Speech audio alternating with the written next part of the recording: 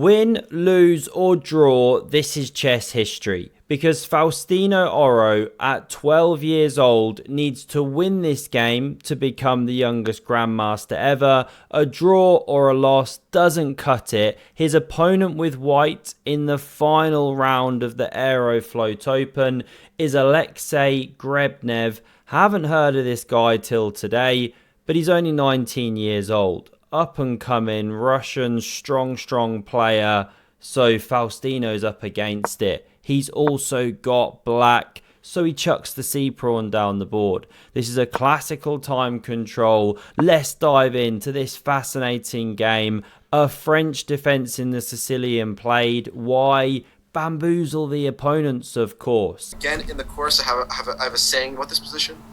So, our opponents play e6, and we don't really know if they are comfortable going into the French, because some of our opponents might allow us the chance to go for the French, knowing that we won't go to the French, because we think that they're comfortable with the French, meaning that they're going to be more comfortable in the French than we are in the French. However, they can also know that we are comfortable in the French and that we think that they are comfortable in the French, thus making us not go into the French transposition, thus letting them play e6 without actually having proper knowledge of the French. And that's why this course is the greatest of all time. Now we see this pawn push to g3, and it's very much a sideline here. d4 was the main move, but Alexei is going for this closed structure, tucks the bishop in. Fausti's so impressed he copies. He tucks the knight onto e7 now, leaving the eyes of this one open down the chocolate slide. And now look at the pawn structure he goes for, e5. An overpowered camel toe, also known as the Botvinnik setup, this kind of structure here. Now we see pawn a3. You're about to see why, because before you can say, Genie, ring that bell, look at her go. Alexei sets up this overpowered bathtub, gains some space, and pawn a6 is best. It keeps an eye on the b5 square. Faustino plays with this one, but it allows white to push on, and it's a really annoying move to face. You either sideline the knight, or you back it up to the starting square, and it's going to take some time to re-enter the game. I'm somehow drawn to this, but this selected here, very stinky on the edge of the board, and the explosive c4 just locks everything up and says, look at your knight, it's so dead, what are you going to do? So Faustino carries on. This bishop fianchettos looks so dead, biting on granite here.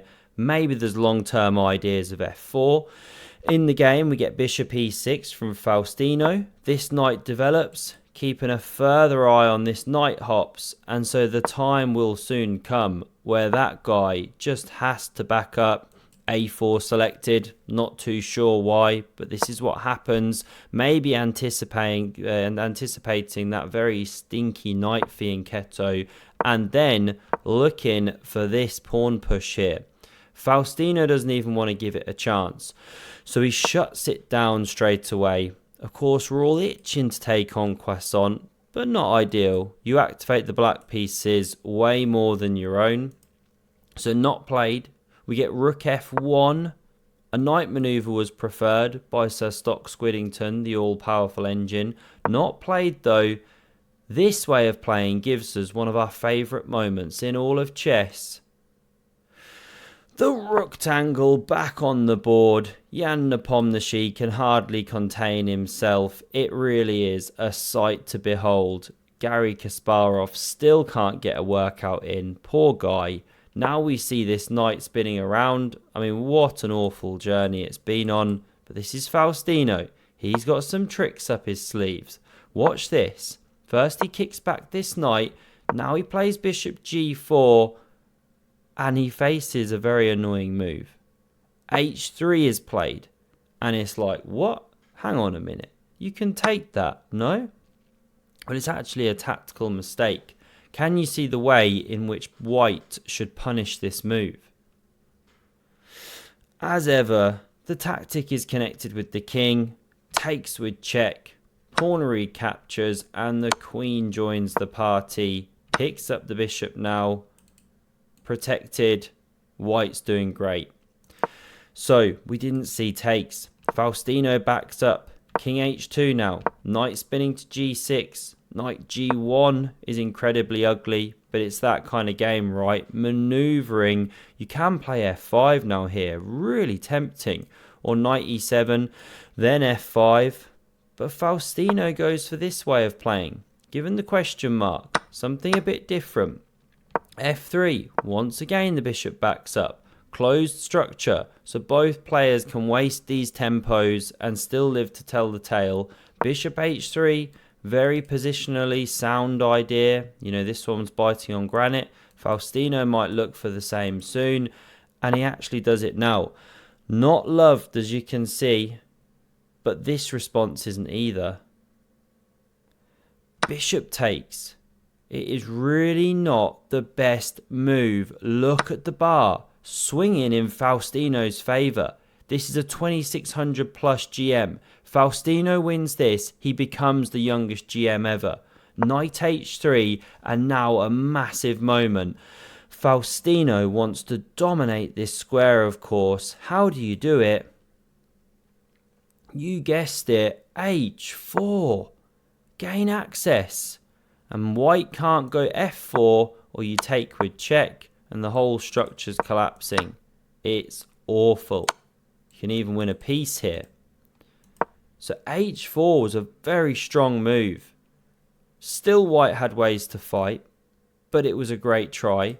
Not played. Faustino plays bishop h6, and it's a significant misstep in the position, because Alexei can now play the liberating move. Pawn f4 and roar at the board and bang his chest. The queen is now attacking this pawn, and you're threatening to fork these two knights. And if you take, looks kind of natural. Well, this is the refutation. Yes, you can take with check, but it's actually white who's doing well here. You can pin that knight so it can't move. And the king, whoops, cannot step back. So it's just really problematic. The pieces are on each other's toes in a bad way. White's got the space. White's got the ability to start maneuvering in different ways. White is winning. So we didn't see takes in the game. h4 now comes on the board, but f5 in response. Best move. Forking, threatening to take with check, not least. So takes with check played. King takes. You're surely losing a piece. By the way, what was better? King g2, much better, but not played. This one allows Faustino to stay in the game. He now plays knight g to f4. So he hits the queen, and there's no time to munch here, and then try and take the queen, and then the rook, because this one is a takes with check. So you have to respond. This was played. Knight recaptures. And just like that, Fausti's not losing a piece. But Alexei's got a very powerful response prepared in this position. He sacrifices the rook, and it's an excellent move. Faustino should now play bishop takes on f4, but we're in the Batcave analysis mode. He didn't play it. Could be connected with the fact that he was pushing hard for the win here. You have to actually block with the bishop in this line. If you play this, queen comes in and it gets pretty bad. Here's a cool little tactic. There's a pin, just one sample line.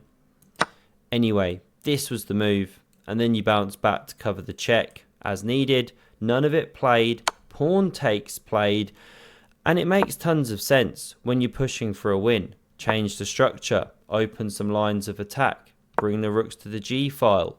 But this queen move is a killer, because white's actually infiltrating first. You want rook g8, but then you run into bishop takes on f6, and it's just white that's much faster with the pieces, bringing them in.